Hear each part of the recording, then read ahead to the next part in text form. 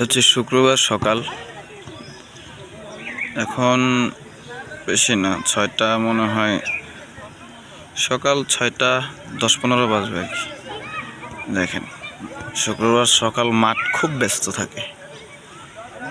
পাশেই একটা মাদ্রাসা আছে, মাদ্রাসার ছাত্রছাত্রী এবং টিচার সহ সকাল 6টা বাজে। আসলে এই কারণেই মাদ্রাসা ছাত্রছাত্রীদের শরীরের কন্ডিশনটা খুবই ভালো থাকে।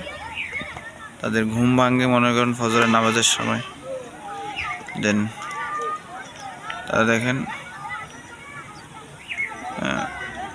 এত সকালবেলা, খুব সকাল, কিন্তু এখন কি করতেছে, খেলাধুলা করতেছে। দেখেন